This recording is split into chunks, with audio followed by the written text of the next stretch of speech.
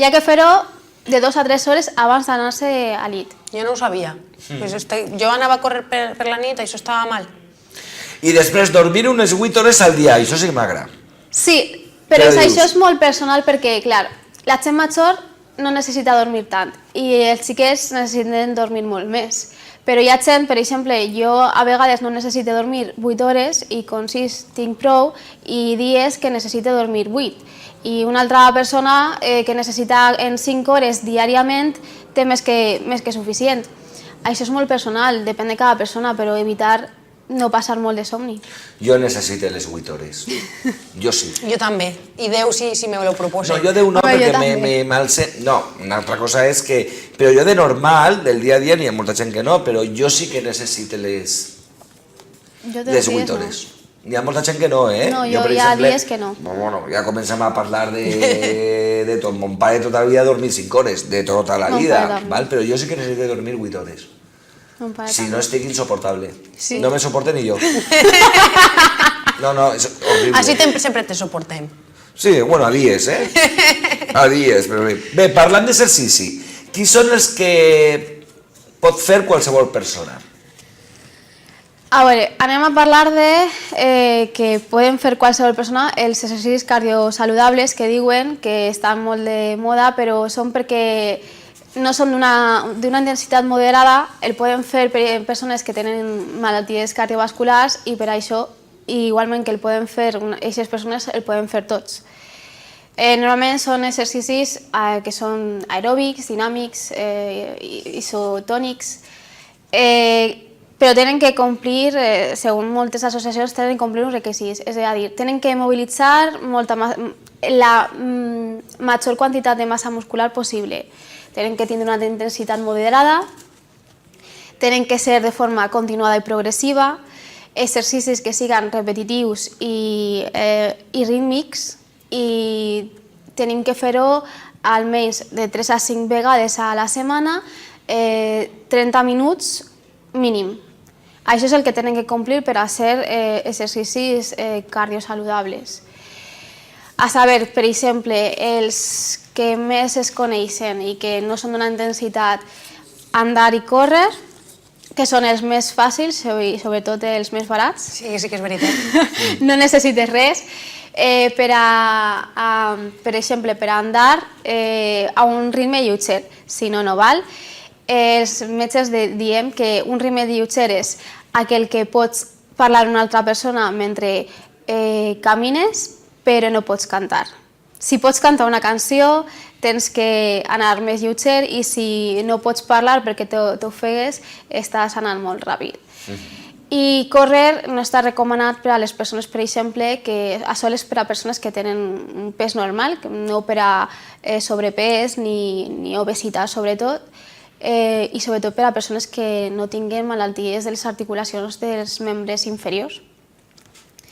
Una altra activitat que es pot fer, el golf, que és d'una intensitat baixa, que a més afegim que vas caminant pel camp i el que passa és que, clar, això és justament al contrari. Molt car. Exactament, no està a l'abast de totes les butxaques, no, és molt car. Una altra, la natació, que és un dels exercicis més complets perquè mou pràcticament quasi tots els muscles del cos. A més, és probablement l'esport que menys lesions provoca i que més beneficis té. Per exemple, un dels millors beneficis és que corregís la postura de l'esquena. La bicicleta, que entrenem tota la part inferior del cos, però quan pugem les pendents també entrenem els muscles de la part superior, per exemple, de l'abdomen i del pit. A més, és que, per exemple, córrer fa que castiga molt les articulacions de les cames i la bicicleta, per exemple, no. I podem estar un poquet més fent l'exercici. La possibilitat també, l'alternativa és fer-ho igualment en una elíptica, en una estàtica, bé si no saps anar en bicicleta o si, per exemple, ara que fa fred, els dies d'hivern, no vols eixir de casa. És una alternativa fer bicicleta a casa. I per últim, ballar és una activitat que, a més de que és molt divertida, molt agradable, mobilitza totalment les cames i els braços, i com és un exercici molt agradable, la gent com que complís més, clar, complís més, no el nota i saps que el farà amb més freqüència.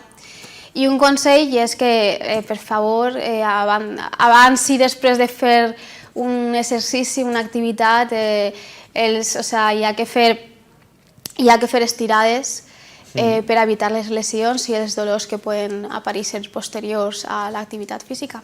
A mi el que més m'ha agradat ha sigut el de ballar. És que ballar és molt sa. Sí, i molt divertit. Però jo no faig estirades, quan vaig a una festa per a ballar, jo no faig estirades abans. No, però per exemple, sobretot al gimnàs, quan se posen, ho hem comentat, los de zumba, los de tal, pues la música, la veritat, és una forma també d'entretindre't i bueno, pues bé. Sí. I sempre diuen que l'exercici té molts beneficis, com per exemple quals? No sols físics, que és per el que estem tractant ara, com per exemple la pèrdua de pesa, sinó també mentals. Per exemple, dona sensació de benestar i podem combatre l'estrès perquè l'exercici allibera endorfines. És una manera de tractar la depressió o d'evitar la depressió i l'ansietat i millora el somni. Són les més principals, a banda que tenen altres. Físics, per exemple, eviten fractures i les lesions òssees perquè fixen el calci i augmenten la densitat òssea, perquè el que fan és que augmentar la massa òssea fent força amb l'os i augmenta la densitat òssea. De la mateixa manera que s'augmenta un muscle quan tu l'exercites, per això el to muscular augmenta, evitem contractures i dolors musculars i podem corregir postures. També, per exemple, tenim que donar més energia, més vitalitat, evitar ajudar a la resistència a la fatiga. Per exemple, la gent que fa esport habitualment té més energia en les activitats quotidianes. I hi ha, per exemple, disminució de la pressió arterial, inclús del pols també. Per això es recomana a diabètics, a hipertensos i a persones cardiopates. Totes aquestes persones estan recomanades totalment l'exercici, a més de, com hem dit, de la pèrdua de pes. I és bo també educar els xiquets en l'exercici perquè també s'ha estudiat que millora el rendiment escolar perquè l'exercici desenvolupa les capacitats cognitives i motores. I a mi, així, un breu, m'agradaria fer un incís perquè no sols estem en l'època postnadalenca, sinó també estem en l'època d'exàmens dels estudiants i encara que pareix que l'exercici és una pèrdua de temps, jo he sigut estudiant i pareix que sí, no és una pèrdua de temps, ajudar a combatre l'estrès dels exàmens. Caminar o córrer són unes bones opcions, són les més fàcils, les més còmodes, les tenim a peu de casa, a més te'n dona l'aire i si no, pots posar-te un poquet de música, fer uns exercicis a casa, quan vulguis, tant si el vols fer abans com si el vols fer després d'estudiar. Pot ser una pausa si el fas després o pot donar-te aquesta sensació de benestar que pot ajudar-te a centrar-te si el fas abans. Això és personal, igual que el temps d'estudi és personal de cadascun. El fer exercici abans o després també. I intentar buscar o triar una activitat que ens agrade, un esport que ens agrade, que no siga molt intens, que siga relaxant, perquè el que intentem és que pugues desconnectar en aquest moment dels pensaments dels exàmens. I com he dit, encara que la gent pensa que quan estàs en exàmens que és una pèrdua de temps, l'estrès crònic al que estàs sotmès durant els exàmens el que justament el que fa és totalment el contrari, no t'ajuda a la concentració i l'esport el que fa és una inversió en salut, perquè a més d'inversió en salut també millora el rendiment a l'hora de l'estudi. És jo crec que encara que jo l'he fet, és una opció, són uns minutets al dia i t'ajuda moltíssim a després tindre el cap on tens que tenir-ho. Sí, més ara en època d'exàmens de les universitats valencianes. Exactament, perquè és època, és l'època d'exàmens que tots hem tingut ara. Ai, quina època! Sí. Quin estrès i quins nervis. Quin estrès i quins nervis, però també es vivia molt bé, que després ve el pitjor, no? Que diu, ai, quan estàs estudiant, quines ganes tinc d'acabar, no? Doncs espera que després ve luego.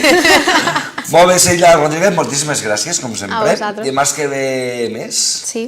Estarem així parlant de tots els aspectes de salut i t'esperem amb molta alegria i carinyo, com sempre. Eva García, anem a fer l'última pausa de publicitat. I en seguida tornem. I en seguida tornem.